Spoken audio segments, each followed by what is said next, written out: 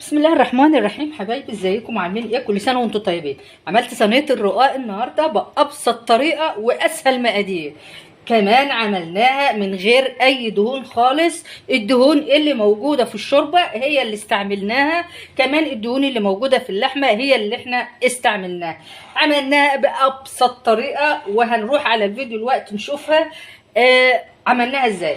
بس قبل ما نروح بقى على الفيديو هنشوف صينية الرقاق بتاعتنا. ما شاء الله ولا قوة إلا بالله، الله أكبر، ما شاء الله ولا قوة إلا بالله. جميلة جدا، تحفة، كمان متحمرة حلو أهي من تحت ومن فوق، ما شاء الله ولا قوة إلا بالله. حاجة كده وهم تفتح النفس من الآخر. حبايب قلبي، هنروح على الفيديو دلوقتي نشوف صينية الرقاق دي احنا عملناها ازاي. هنا كميه من الرقاق ده دول بس كوبايتين من الدقيق، عملت بيهم الكميه دي كلها. خلاص. طيب معايا هنا كمان حوالي نص كيلو من اللحمه. معايا هنا اهوت بقى بصله فرماها وفلفله فرماها وحته كده تنتوفه صغنطوطه من قرن فلفل حراق، يعني ايه قطعتها كده بالشكل ده، وكمان ايه 3 4 فصوص توم فرماهم بالشكل ده. خلاص. كمان معايا هنا طماطمايه بشراها. تمام. معايا بهاراتي بقى اللي هحطها على اللحمه: ملح، فلفل، كمون، كزبره، هنا رشه فلفل، رشه قرفه صغيره خالص. كمان معايا بابريكا، ومعايا كمان بهارات مشكله. تمام. بينا بقى على البوتاجاز عشان نعصج اللحمه. طيب معايا طاسه على النار اهي بالشكل ده كده. هعمل ايه بقى؟ مش هحط اي دهون نهائي. ليه؟ لان اللحمه فيها دهون كفايه بالشكل ده زي ما انتم شايفين كده، فانا مش هحط اي دهون. طبعا ده بيحمل على صحتنا وده شيء مش كويس. هحط هنا حاجاتي بقى اللي هي ايه: البصل وفصين الثوم والقرن الفلفل المفروم. هلفهم لفه بسيطه كده. تمام كده. بس انا بتبلها مش اكتر. هحط اللحمه بقى بتاعتي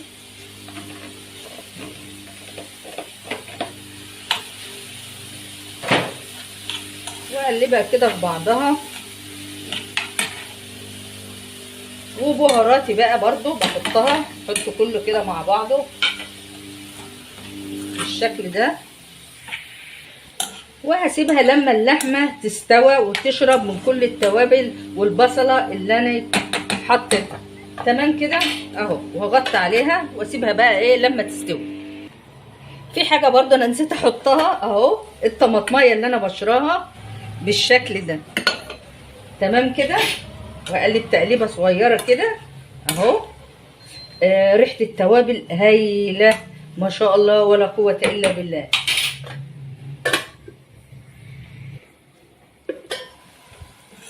الله، ما شاء الله ولا قوه الا بالله. خلاص قربت تنشف اهي، ما عادش فيها ميه، حاجه بسيطه، سنه بسيطه بس. هسيبها كمان حوالي دقيقتين كده لما الميه دي تنشف خالص، وخلاص كده هنطفي عليها اهو. ونتنقل بقى لايه، نشوف هنعمل ايه تاني كده، عشان ده بيطري اللبن، ده بيطري الرقاق وبيديله طراوه كده وايه، وبيبقى زي الفل. تمام. هنعمل ايه بقى؟ طبعا انا عندي الشوربه سخنه سخنه قوي يعني، والشوربه كمان فيها الملح وفيها الفلفل وفيها كل حاجه. هنعمل ايه بقى؟ احاول ان انا ايه كده بالشكل ده اهو قدامكم اهو، ابل كل الرقاقه بالشكل ده اهو. هفضي اللحمه بتاعتي بقى كده بالشكل ده اهو.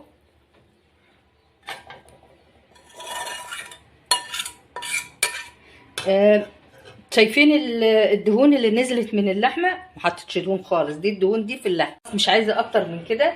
ابل بقى كمان 3 رقاقات من دول وارقدهم كده وادبسهم كويس قوي ونرجع لبعض تاني. طبعا انا دهنه الصينيه اهوت معلقه سمنه بلد زي ما انتم شايفين كده. والله يا جماعه اللبن ما عاد بيجي وله وش خالص اهوت.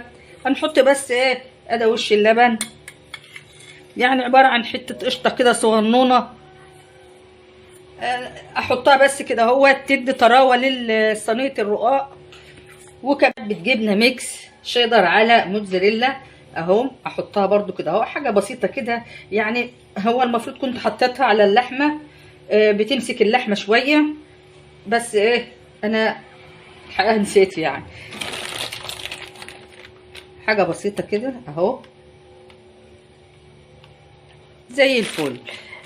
انا يعني مولعه على الفرن بقاله حوالي 10 دقايق على الفرن. يلا يا قمر بقى ونشوف صينيه الرقاق بتاعتنا بعد ما تطلع.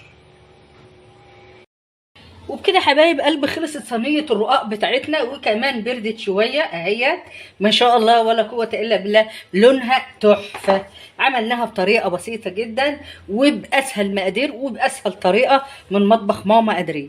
حبايب قلبي اللي دايما بينوروني بالمشاهده ما ينسوش اللايك الجميل بتاع ماما قدريه، وكمان الاشتراك على القناه. حبايب قلبي احلى صينيه رقاق من ايد ماما قدريه. احبكم في الله، والسلام عليكم ورحمه الله وبركاته.